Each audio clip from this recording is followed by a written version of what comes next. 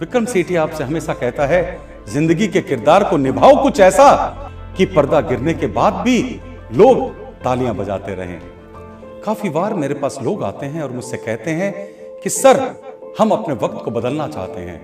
मैं अक्सर उनसे कहा करता हूं कि अगर आप अपना वक्त बदलना चाहते हैं तो उसके लिए सबसे पहले आपको वक्त को कुछ वक्त देना पड़ेगा, और अगर आप उसके लिए तैयार हैं तो मैं आपको दावे के साथ कहता हूं कि आपके वक्त को बदलने में मुझे बिल्कुल भी समय नहीं लगेगा।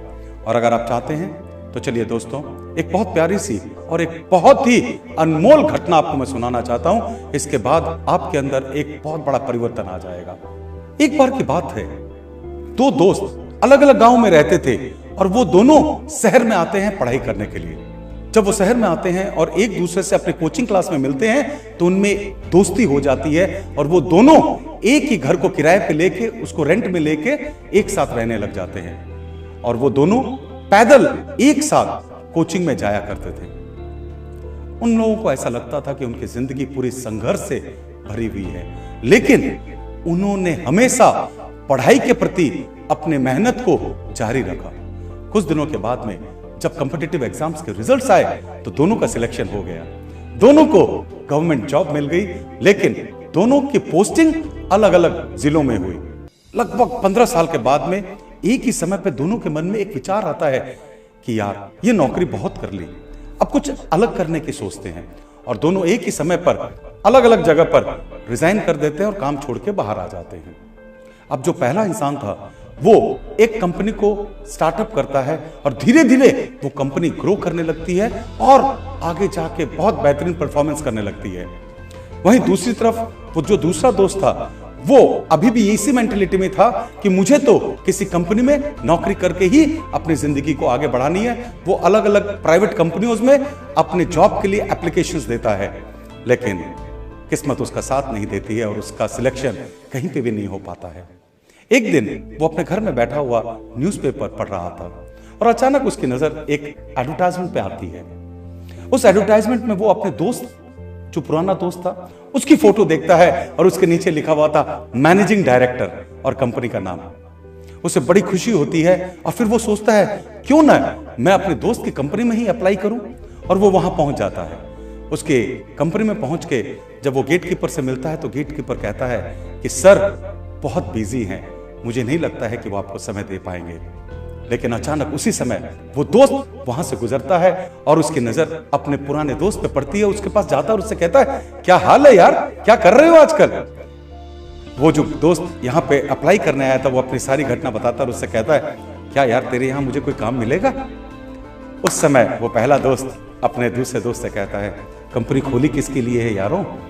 तुम जैसे दोस्तों के लिए। तो जिस प्रोफाइल में तुम चाहते हो उस प्रोफाइल में यहां पे आके काम करो और एंजॉय करो लाइफ को। अब दोस्तों, ये जो दूसरा दोस्त था ये अपने पहले दोस्त के यहाँ पे काम पे लग जाता है और वहां पे काम शुरू कर देता है। फिर वापस से उन दोनों में दोस्ती गहरी होती जाती है, साथ साथ वो बाहर भी जाने लगते हैं। एक दिन की बात है, जो दूसरा दोस्त जो नौकरी कर रहा था वो अपने पहले दोस्त से पूछता है, यार एक बात बता, हम दोनों के पास लगभग इंटेलिजेंस बराबर है, हम दोनों ने साथ में ही कॉम्पिटिटिव एग्जाम्स को क्रैक किए, हम दोनों को जॉब मिली गवर्नमेंट की और हम दोनों ने करीब करीब 15 साल साथ में काम किया, लेकिन ऐसा क्यों कि तुम अपनी कंपनी को बनाने में कामयाब हो गए और मैं तुम्हारी उस कंपनी में आज नौकरी कर रहा हूं? क्या डिफरेंस था उसमें? तब वो जो दूसरा दोस्त बताता है, मैं चाहूंगा ध्यान से आप सुनिए क्योंकि जिंदगी का एक बहुत बड़ा रहस्य आज आपको समझ में आएगा। वो दोस्त कहता है कि तुम्हें याद है कि हम जब वहां पे लाइफ संघर्ष की गुजार रहे थे, जब हम पढ़ाई कर रहे थे और हम कोचिंग जाया करते थे पैदल पैदल? वो कहता, हाँ मुझे याद है। बोला, उसी दौरान एक दिन की बात है जब हम दोनों वहां से घर से निकल के बाहर आ गए, लगभग आधे रास्ते तक पहुंच गए, तब मुझे याद आया कि मैंने घर का पंखा शायद बंद नहीं किया है। और उस समय मैंने तुमसे कहा था कि यार चल वापस चलते हैं, और वो पंखा मैं खुला छोड़ आया हूं, उसको बंद करके वापस तुरंत निकल जाते हैं। उस समय तुझे याद है तुमने क्या कहा था? तुमने उस समय मुझसे कहा था कि देख, हम इलेक्ट्रिक बिल फिक्स देते हैं और क्या फर्क पड़ता है, पंखा चल रहा है तो चलने दे, मकान मालिक को भी नहीं पता चलेगा और पैसे तो उसी ने भरने हैं, तो हमारा भी कोई नुकसान नहीं है। ये बोल के तू आगे बढ़ गया।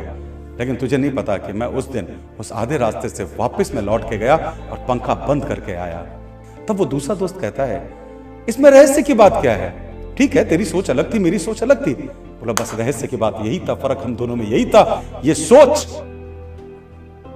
तू उस समय भी नौकर की तरह सोच रहा था और मैं उस समय एक मालिक की तरह सोच रहा था। ये नहीं सोच रहा था नुकसान किसका है, ये सोच रहा था कि मुझे क्या करना चाहिए अगर मैं उसका मालिक हूं तो, और अगर मैं मालिक हूं तो अवश्य मैं किसी भी चीज का वेस्टेज सबसे पहले रोकूंगा। तो यार, तुझमें और मुझ में फर्क सिर्फ सोच का था।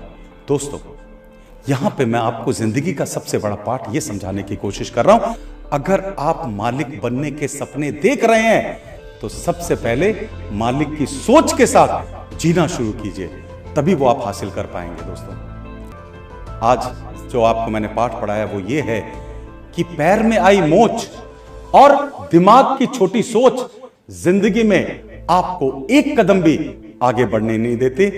बाकी आपकी चॉइस है कि अपनी सोच को कैसे आप जिंदगी में इस्तेमाल करते हैं।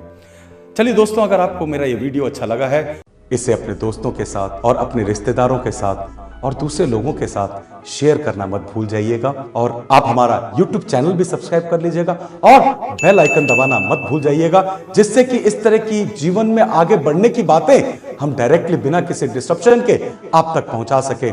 नमस्ते दोस्तों।